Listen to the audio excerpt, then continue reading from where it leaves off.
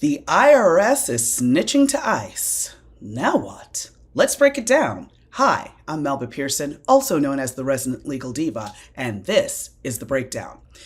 So, in another unprecedented move, yeah, that phrase is getting really tired now, the IRS will start sharing personal information with ICE. So previously, the IRS stayed in its lane, collecting taxes, going after tax evaders, that sort of thing, right? Making sure we got our refunds, like, on time or at all. But now they've decided they're going to start helping ICE. So apparently, under the terms of the deal, which had been negotiated and was basically done in secret until people started reporting on it, and then they released a redacted version, the ICE officials can now ask IRS for information about people who have been ordered to leave the US or whom they are otherwise investigating. So that's the scary part of this because, yeah, the first half is, oh yes, this is only going to be people that have final orders for deportation or something like that. But then they have that little caveat of whom they are otherwise investigating. A lot of people can fall into that category. They may not be undocumented or having some sort of immigration issues, but we'll put that to the side for now. So just so folks know, federal law tightly controls what kind of taxpayer information can be shared. So that includes like home addresses, earnings, other data that is part of our tax returns. Federal law really controls the way that can be shared with other government agencies. It's not supposed to be this kind of free flow of information because, again, your IRS information is sensitive and it should be private. Should be. So this is not going down quietly in IRS headquarters. Folks are big mad and they are quitting left, right, and center, which is leading to more instability, which then begs the question, are we getting our refunds this year, right? Fingers crossed. But be that as it may, right now we already have massive layoffs that have occurred since this administration has taken power. And also we've had a bunch of leadership changes. And the worst part is, it's literally in the middle of tax season that all of this foolishness is going down. I mean, we have millions of Americans filing their taxes, trying to get extensions, most importantly, trying to get their refunds, and all of this instability is going on, which is incredibly problematic. Among the folks that are leaving, it is the acting director of the IRS is out the door. Her name is Melanie Krause, and she's expected to take the administration's offer of a deferred resignation. So basically, the administration was giving packages out basically to folks to basically quit. They were doing that mostly for the federal employees. We saw that with the IRS. We saw that with the Department of Justice, where basically it was a manner to clear out the folks that had been holdovers from other administrations. Again, this is not normal. Let's be very, very clear. None of this is normal, right? Usually administrations come and go, but the folks who are in these federal positions remain the same. And that's why they very much pride themselves on being nonpartisan, because they're like, we've served under Democratic presidents, we've served under Republican presidents, our job remains the same.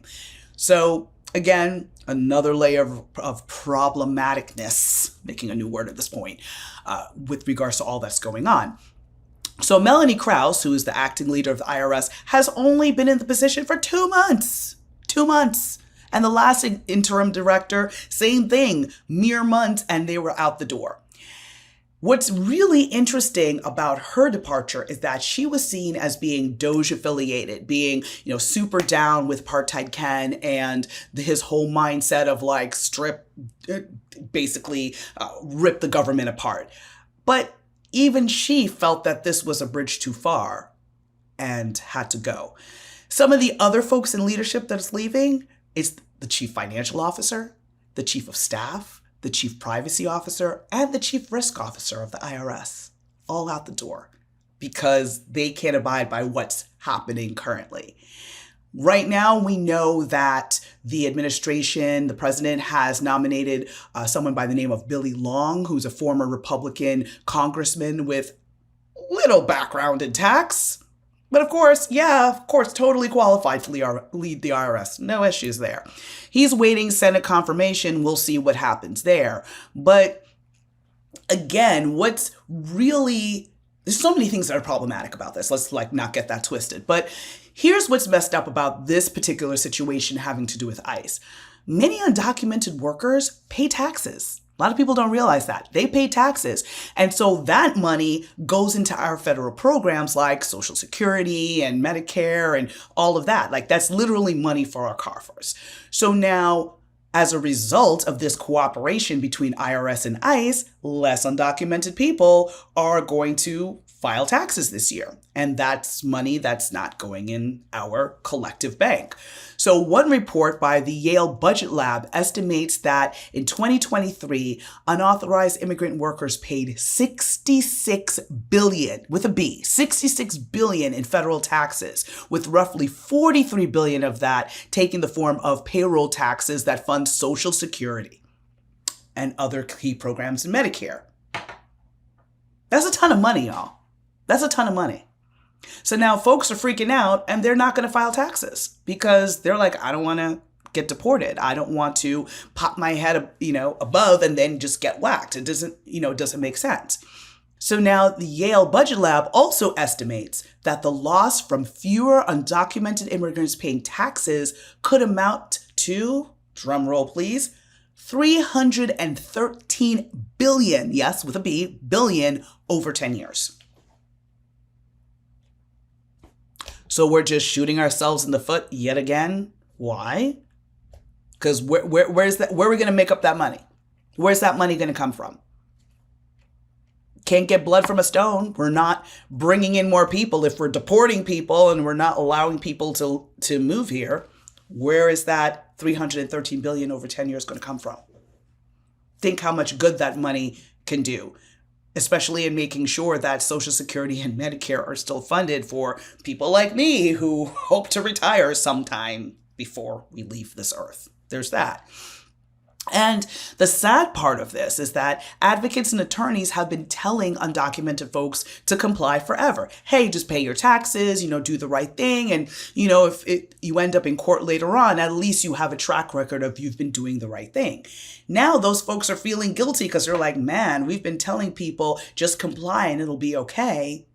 And now their information is going to be exposed, and that potentially exposes them to being deported.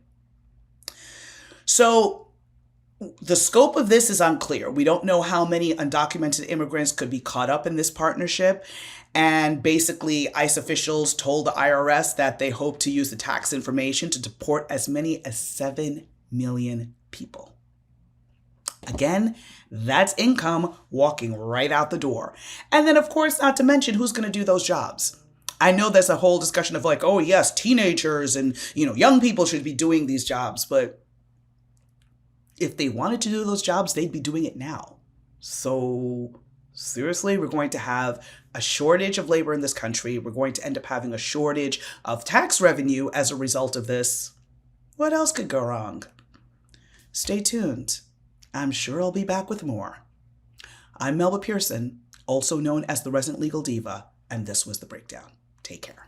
In collaboration with the Midas Touch Network, we just launched the Legal AF YouTube channel. Help us build this pro-democracy channel where I'll be curating the top stories at the intersection of law and politics. Go to YouTube now and free subscribe at Legal AF MTN. That's at Legal AF MTN.